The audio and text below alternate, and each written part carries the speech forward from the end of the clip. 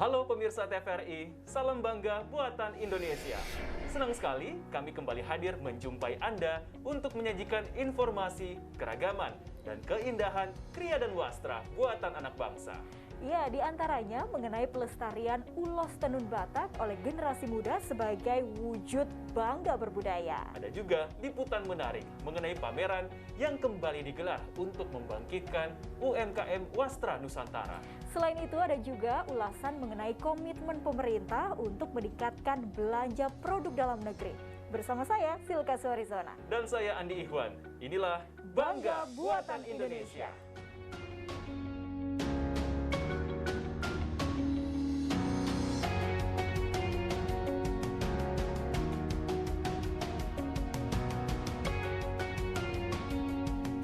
Pemirsa, Indonesia memiliki begitu banyak jenis kain tenun yang sangat indah.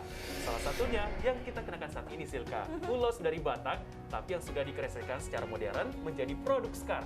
Tapi ulos khususnya yang dibuat secara tradisional bisa terancam punah jika tidak dilestarikan.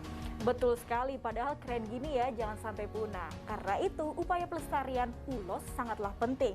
Seperti yang gencar dilakukan oleh Kerina Basaria Panjaitan, sosok muda yang mendirikan wirausaha sosial bernama Toba Tenun Sejahtera. Nah, melalui Toba Tenun Sejahtera ini, Keri ingin membangkitkan dan juga mengembangkan bisnis wastra yang berkelanjutan, ramah lingkungan, dan juga mampu mensejahterakan para penenun. Wow, langsung saja ya kita simak berikut liputan selengkapnya.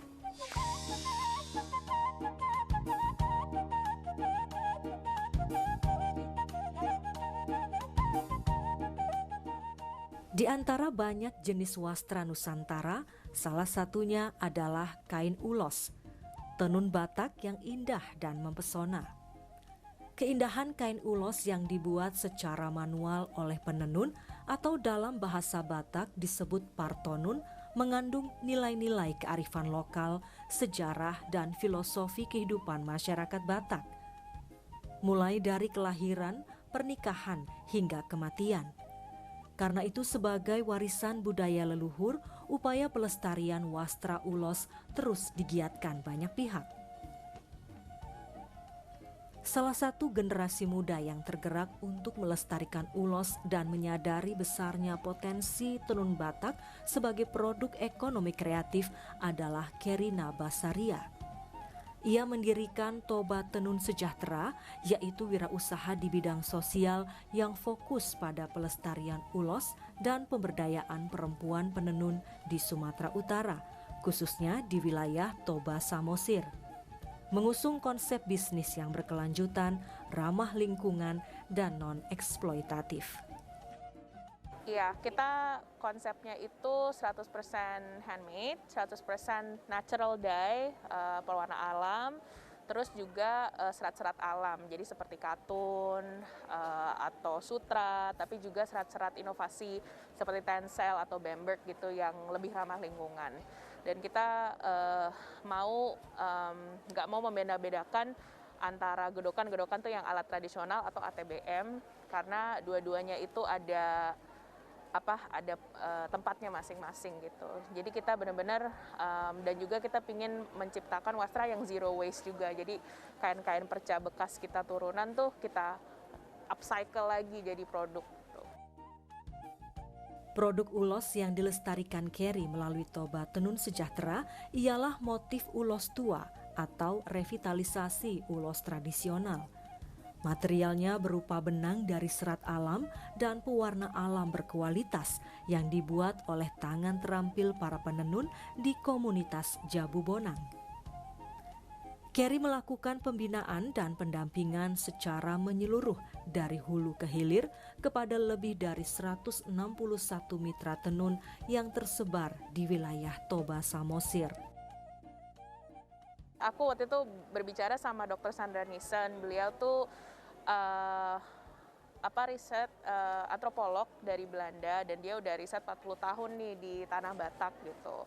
Dan kita ngobrol-ngobrol gimana sih situasi tenun di Batak gitu, dan ya dia bilang dia bilang kalau misalnya kita nggak ngurusin, lama-lama punah juga nih tenun batak yang tradisional gitu lah. Bergeraklah kita dari situ dan kita cari tahu kenapa sih masalahnya. Satu adalah bahannya susah memang dapatnya, dan dua hilangnya yang tradisional gitu loh. Jadi banyaknya ke mesin atau serat-serat sintetis gitu. Jadi kualitasnya kurang baik.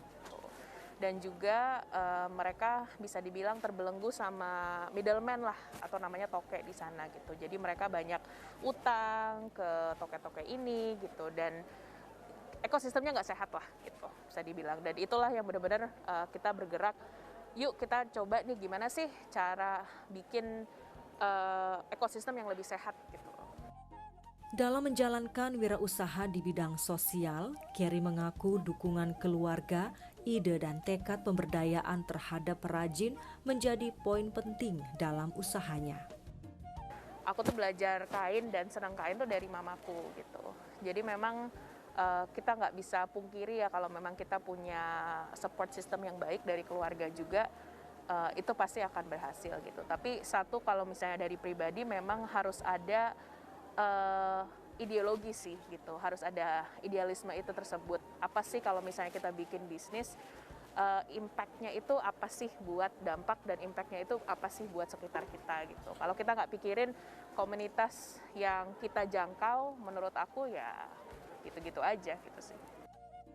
Kerry bersama kelompok-kelompok partonun binaannya terus berinovasi, menghasilkan karya-karya tenun kekinian dan menciptakan ekosistem pasar tenun yang sehat di Sumatera Utara. Sehingga kain ulos tidak sekedar simbol budaya yang indah dan mempesona, tapi juga mampu meningkatkan kesejahteraan para penenunnya. Melalui Toba Tenun Sejahtera, Kerry Nabasaria ingin terus menggelorakan semangat bangga bertenun, bangga berbudaya.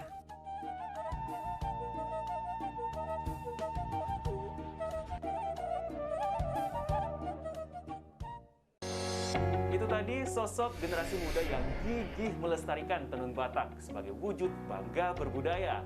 Nah, tenun Batak atau yang biasa kita sebut dengan ulos memiliki ciri khas yang berbeda dengan kain tradisional dari daerah-daerah lainnya. Berikut kami hadirkan fakta menarik seputar kain ulos.